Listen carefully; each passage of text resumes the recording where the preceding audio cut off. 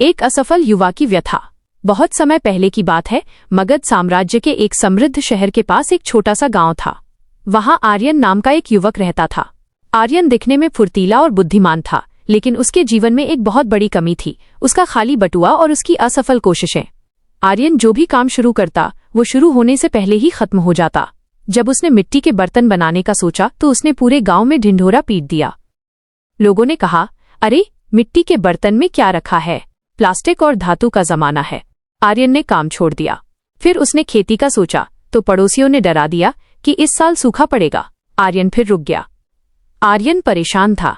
वो देखता कि उसके साथ के लोग अमीर हो रहे थे, गाड़ियां ले रहे थे, लेकिन वो वहीं का वहीं था। वो अपनी किस्मत को कोसता और कहता, शायद मेरी मेहनत में ही कोई कमी है या भगवान मुझसे नाराज हैं। अध्याय 2। बुद्ध के चरणों में। एक दिन आर्यन ने सुना कि पास की पहाड़ियों पर एक बोधिसत्व बौद्ध भिक्षु ठहरे हुए हैं, जिन्हें लोग शांति दूत कहते थे। आर्यन ने तय किया कि वो उनसे अपने दुखों का समाधान पूछेगा। पहाड़ी पर पहुंचकर उसने देखा कि भिक्षु अपनी आंखें बंद किए शांत मुद्रा में बैठे थे। उनके चेहरे पर एक अजब सा तेज था। आर्यन उनके चरणों में गिर पड़ा और रोते हुए बोला, गुरुदेव, मैं बहुत मेहनत करता हूँ, जल्दी अमीर बनना चाहता हूँ, अपने परिवार को सुख देना चाहता हूँ, लेकिन मैं हर बार असफल हो जाता हूँ।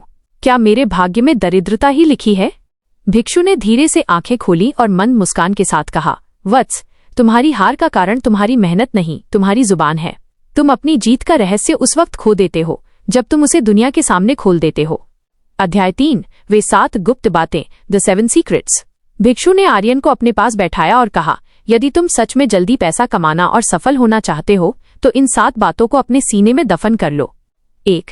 अपनी योजनाएं, योर प्लान्स। कभी किसी को मत बताओ कि तुम कल क्या करने वाले हो। दुनिया तुम्हारी सफलता की आवाज सुनना चाहती है, संघर्ष की खामोशी नहीं। 2. अपनी कमाई का स्रोत, सोर्स ऑफ इनकम। लोग हमेशा हिसाब लगाते हैं। जब उन्हें पता चलता है कि पैसा कहाँ से आ रहा है तो वे उसमें बाधा डालने की कोशिश करते हैं। 3. अपनी कमजोरी, योर वीकनेसेस। दुनिया सहानुभूति नहीं देती, वो तुम्हारी कमजोरी का फायदा उठाती है। 4. अपना निवेश, पैसा कहाँ लगा रहे हो, ये तुम्हारी शक्ति है, इसे सार्वजनिक करना अपनी ढाल उतारने जैसा है। 5. अपने गुरु और सीख, योर टीचर्स। तुम किससे सीख रहे हो और तुम्हारी रणनीति क्या है, इसे गुप्त रखो, ये तुम्हारा हथियार है। 6. अपनी पारिवारिक समस्याएं। घर की बातें बाहर ले जाने वाला व्यक्ति कभी मानसिक शांति नहीं पा सकता और अशांत मन कभी धन नहीं कमा सकता। 7. अपने बड़े सपने। जब तुम बड़े सपने देखते हो तो लोग तुम्हें नीचा दिखाने की कोशिश करते हैं ताकि तुम उनकी तरह साधारण बने रहो। अध्याय 4। मौन की तपस्या। गुरु की बात सुनकर आर्यन ने एक संकल्प लिया। उसने तय किया कि वो अगले 1 साल तक किसी को भी अपने काम के बारे में एक शब्द भी नहीं बताएगा। उसने एक नया व्यापार शुरू किया, मसालों का निर्यात। उसने दिन रात मेहनत की। वो सुबह सूरज निकलने से पहले उठता और रात को जब सब सो जाते तब तक काम करता। जब गांव के लोग उससे पूछते, आर्यन, आजकल क्या कर रहे हो, दिखाई नहीं देते, तो वो बस एक रहस्यमयी मुस्कान देता और कहता, बस जी रहा हूं। लोगों ने उसका मजाक उड़ाना शुरू कर दिया। कोई कहता ये पागल हो गया है तो कोई कहता ये हार मान चुका है, लेकिन आर्यन के अंदर एक आग जल रही थी। उसने अपने विचारों को बीज की तरह जमीन के अंदर छिपाकर रखा था। उसे पता था कि अगर बीज समय से पहले सतह पर आ जाए तो सूरज की गर्मी उसे जला देगी। अध्याय 5। सफलता का विस्फोट। 1 साल बीत गया। एक सुबह गांव में हलचल मच गई। 4 बड़े रथ और दर्जनों घोड़े आर्यन के घर के सामने आकर रुके। आर्यन रेशमी वस्त्र पहने हुए रथ से उतरा। वो अब उस इलाके का सबसे बड़ा व्यापारी बन चुका था। उसके पास इतना धन था कि वो पूरे गांव को खरीद सकता था। वही लोग जो कल तक उसका मजाक उड़ाते थे आज उसके चरणों में बैठे थे। उन्होंने पूछा, आर्यन, यह चमत्कार कैसे हुआ? तुमने तो किसी को बताया भी नहीं कि तुम इतना बड़ा कुछ कर रहे हो। आर्यन ने शांति से जवाब दिया, जब मैं बोलता था तब दुनिया मुझे रोकती थी, जब मैं चुप रहा तो वक्त ने मेरा रास्ता बनाया। मेरी चुप्पी ही मेरी सबसे बड़ी रणनीति थी। अध्याय 6। कहानी का सार। आर्यन की कहानी हमें सिखाती है कि जल्दी पैसा कमाना कोई शॉर्टकट नहीं है। इसका मतलब है समय की कद्र करना। चुप्पी की ताकत। जो लोग बोलते रहते हैं वे अपनी ऊर्जा खो देते हैं। जो चुप रहकर काम करते हैं उनकी ऊर्जा एक दिशा में बहती है और परिणाम लाती है। स्वतंत्रता। जब आप अपने प्लान साझा करते हैं तो आपके फैसले लोगों की राय बन जाते हैं और राय के सहारे चलने वाला कभी दौड़ नहीं जीतता। धैर्य और विश्वास। हर कोशिश का फल समय मांगता है। अपनी राह खुद तय करो, खुद गिरो और खुद उठो। यहाँ कहानी का अगला भाग, दूसरा हिस्सा दिया गया है, जिसमें आर्यन की सफलता के बाद आने वाली चुनौतियों और उन गहरी शिक्षाओं का वर्णन है जो एक अमीर व्यक्ति को अपना धन और सम्मान बनाए रखने के लिए चाहिए होती हैं। अध्याय 7, सफलता का अहंकार और नई परीक्षा। जब आर्यन गांव का सबसे धनी व्यक्ति बन गया तो उसके पास न केवल धन था बल्कि सत्ता और रसूख भी आ गया था। लोग अब उसकी सलाह लेने आते थे, लेकिन सफलता के साथ एक सूक्ष्म शत्रु भी आता है, अहंकार। आर्यन को लगने लगा कि उसने सब कुछ पा लिया है। वो अब धीरे धीरे अपनी उन पुरानी आदतों को भूलने लगा था जिन्होंने उसे यहाँ तक पहुंचाया था। वो अब सभाओं में बैठता और अपनी पुरानी कहानियां सुनाता कि कैसे उसने शून्य से शिखर तक का सफर तय किया। वह अपनी भविष्य की योजनाओं के बारे में भी थोड़ा थोड़ा संकेत देने लगा था। एक दिन उसे खबर मिली कि उसके मसालों के 3 बड़े जहाज समुद्र में डूब गए हैं और उसके गोदाम में आग लग गई है। देखते ही देखते उसकी आधी संपत्ति स्वाहा हो गई। उसके प्रतिद्वंद्वी, जिन्हें आर्यन की योजनाओं की भनक लग गई थी, उन्होंने बाजार में उसके खिलाफ अफवाहें फैला दी। अध्याय 8, गुरु का पुनः आगमन। आर्यन फिर से टूट गया। वो समझ नहीं पा रहा था कि शिखर पर पहुंचने के बाद वो नीचे कैसे गिर रहा है। वो फिर से उन्हीं पहाड़ियों की ओर भागा जहां वो भिक्षु रहते थे। जब वो पहुंचा तो भिक्षु वहीं शांत बैठे थे। आर्यन उनके चरणों में गिरकर रोने लगा। गुरुदेव, मैंने आपकी बात मानी, मैं अमीर बना, लेकिन अब सब कुछ बिखर रहा है। क्या मेरा भाग्य फिर से रूठ गया है? भिक्षु ने शांत स्वर में कहा, वत्स, तुमने महल तो खड़ा कर लिया, लेकिन उसकी नींव की रक्षा करना भूल गए। सफलता पाना कठिन है, लेकिन उसे बनाए रखना उससे भी कठिन है। अध्याय 9, धन रक्षा के 5 नए सूत्र। भिक्षु ने आर्यन को समझाया कि पैसा कमाना एक कला है, लेकिन उसे स्थिर रखना एक तपस्या है। उन्होंने उसे 5 और गहरी बातें बताईं। 1, सफलता का प्रदर्शन मत करो, डोंट शो ऑफ। जब तुम अपनी दौलत का प्रदर्शन करते हो तो तुम चोरों और ईर्ष्यालु लोगों को न्योता देते हो। सादगी ही सबसे बड़ा कवच है। 2, अपने दुश्मन को भी सम्मान दो। जब तुम ऊंचाई पर होते हो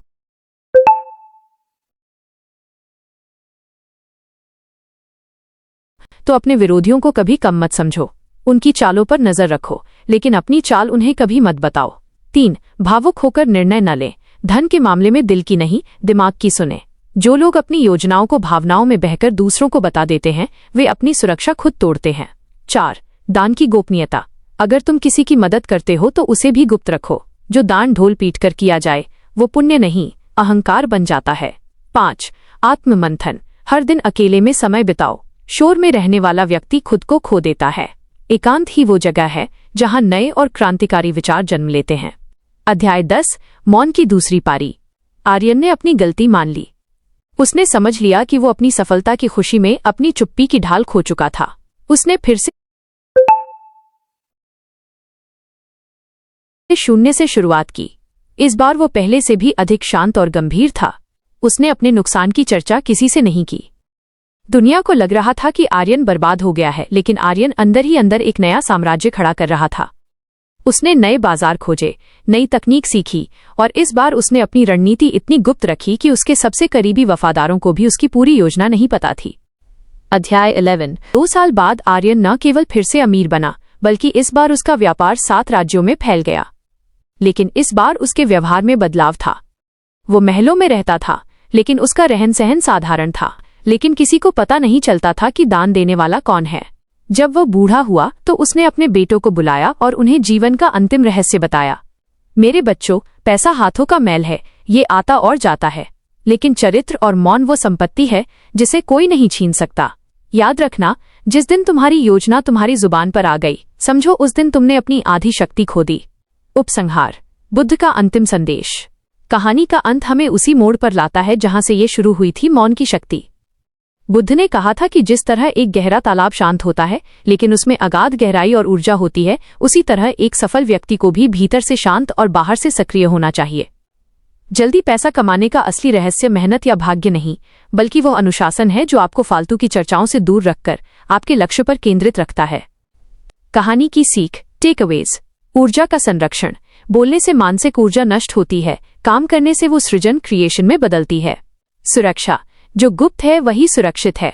फोकस, जब आप किसी को कुछ नहीं बताते तो आपके पास केवल एक ही रास्ता बचता है, अपने काम को सच साबित करना। आर्यन की यह यात्रा अब एक ऐसे पड़ाव पर पहुंच गई थी जहां वो केवल एक धनवान व्यक्ति नहीं बल्कि एक ऋषि व्यापारी बन चुका था। लेकिन कहानी का सबसे बड़ा रहस्य अभी आना बाकी था। अध्याय 12 अंतिम परीक्षा माइनस विश्वासघात का सामना। सफलता की ऊंचाइयों पर अक्सर अपने ही लोग परीक्षा लेते हैं। आर्यन का एक बहुत ही करीबी मित्र था विक्रम। विक्रम बचपन से आर्यन के साथ था और आर्यन ने उस पर भरोसा करके अपने व्यापार के कुछ महत्वपूर्ण हिस्से उसे सौंप दिए थे। विक्रम के मन में लालच आ गया। उसे लगा कि आर्यन की सारी संपत्ति और रसूख के पीछे कोई जादू है या कोई छिपा हुआ खजाना। उसने आर्यन की चुप्पी को उसकी कमजोरी समझ लिया।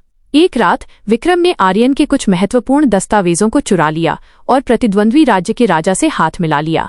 अगले दिन आर्यन को पता चला कि उसका सबसे भरोसेमंद मित्र उसे धोखा दे चुका है और उसकी आधी संपत्ति अब कानूनी रूप से राजा के नियंत्रण में जाने वाली है। पूरा गांव कानाफूसी करने लगा। अब तो आर्यन बर्बाद हो जाएगा। देखते हैं अब उसकी चुप्पी उसे कैसे बचाती है। अध्याय 13 मौन की अग्नि परीक्षा। आर्यन के पास दो रास्ते थे। या तो वो विक्रम पर चिल्लाता, उसे बुरा भला कहता और दुनिया के सामने अपनी बेगुनाही का ढोल पीटता, या फिर वो बुद्ध के बताए उस रास्ते पर चलता जो उसने कठिन समय में सीखा था। आर्यन ने दूसरा रास्ता चुना। वो एक शब्द भी नहीं बोला। न उसने विक्रम को श्राप दिया, न ही राजा के पास जाकर गिड़गिड़ाया। वह सीधे उसी पहाड़ी की ओर निकल गया जहां वो भिक्षु रहते थे। भिक्षु ने आर्यन को देखते ही कहा, वत्स, तूफान जब आता है तो बड़े बड़े पेड़ उखड़ जाते हैं, लेकिन जो घास झुकना जानती है वो बच जाती है। तुम्हारी चुप्पी ही तुम्हारा सबसे बड़ा अस्त्र है। जिसे तुम खोया हुआ समझ रहे हो वो वास्तव में कचरा था जो तुम्हारे जीवन से साफ हो गया। अध्याय 14 अदृश्य रणनीति। आर्यन वापस लौटा लेकिन वो घर नहीं गया। उसने एक गुप्त स्थान पर रहकर अपना नया काम शुरू किया। उसने अपनी पुरानी संपत्ति का मोह छोड़ दिया। उसने समझा कि पैसा कमाना एक कला है, लेकिन उसे शून्य से फिर से खड़ा करना एक महाशक्ति है। चूंकि आर्यन ने कभी अपनी पूरी रणनीति किसी को नहीं बताई थी, यहाँ तक कि विक्रम को भी नहीं, इसलिए विक्रम के पास जो दस्तावेज थे वे केवल आधे सच थे। विक्रम को लगा था कि वो आर्यन का साम्राज्य चला लेगा, लेकिन उसे वो गुप्त फॉर्मूला नहीं पता था जिससे आर्यन मसालों की शुद्धता बनाए रखता था। 6 महीने के भीतर विक्रम का व्यापार ठप हो गया। ग्राहकों ने शिकायतें शुरू कर दी। राजा को एहसास हुआ कि असली शक्ति कागजों में नहीं बल्कि आर्यन के दिमाग में थी। अध्याय 15 न्याय और मौन की जीत। राजा ने आर्यन को दरबार में बुलाया। विक्रम वहां बेड़ियों में जकड़ा खड़ा था। राजा ने कहा, आर्यन, इस व्यक्ति ने तुम्हें धोखा दिया। मैं इसे मृत्युदंड देता हूं। तुम क्या चाहते हो? पूरा दरबार सन्नाटे में था। सब सोच रहे थे कि आज आर्यन अपनी भड़ास निकालेगा, लेकिन आर्यन आगे बढ़ा। उसने राजा को प्रणाम किया और धीरे से बोला, महाराज, अज्ञानी को दंड नहीं, शिक्षा की आवश्यकता होती है। इसे मुक्त कर दें। इसने मुझे ये सिखाया कि मुझे अभी और भी सतर्क और मौन रहने की आवश्यकता है। उसकी ये करुणा और शांति देखकर राजा इतना प्रभावित हुआ कि उसने आर्यन को पूरे राज्य का राजव्यापारी घोषित कर दिया। विक्रम शर्म से पानी पानी हो गया और आर्यन के पैरों में गिर पड़ा। अध्याय 16 कहानी का आध्यात्मिक अंत, द इन्फिनिट लेगेसी। अब आर्यन बूढ़ा हो चुका था। उसने अपना सारा साम्राज्य अपने योग्य उत्तराधिकारियों को सौंप दिया था, लेकिन एक शर्त के साथ, कभी भी अपनी दाहिनी हथेली को ये मत पता चलने देना कि तुम्हारी बाईं हथेली क्या कर रही है। अपने अंतिम दिनों में वो फिर से उसी पहाड़ी पर गया जहां वो भिक्षु रहते थे। अब वहां भिक्षु नहीं थे, केवल उनकी एक छोटी सी कुटिया और एक शिलाखंड पत्थर था जिस पर लिखा था, जो बोलता है वो केवल दोहराता है जो वो पहले से जानता है, लेकिन जो सुनता है और मौन रहता है वो सीखता है जो उसे नहीं पता। आर्यन ने वहीं बैठकर ध्यान लगाया। उसने अनुभव किया कि असली धन सोना चांदी नहीं बल्कि वो आंतरिक शांति है जिसे दुनिया का कोई भी शोर भंग नहीं कर सकता। अंतिम संदेश आपके लिए, कंक्लूजन फॉर द रीडर। ये कहानी केवल आर्यन की नहीं है, ये आपकी है। आपके जीवन में भी विक्रम जैसे लोग आएंगे, आपके भी जहाज डूबेंगे और लोग आप पर भी हंसेंगे। लेकिन यदि आपके पास मौन की शक्ति है और आप अपनी योजनाओं को गुप्त रखना जानते हैं, तो आप हर बार राख से उठने वाले फिनिक्स पक्षी की तरह फिर से खड़े हो जाएंगे। याद रखिए, 1 कम बोलें, ज्यादा सुने, इससे आपकी ऊर्जा बचती है।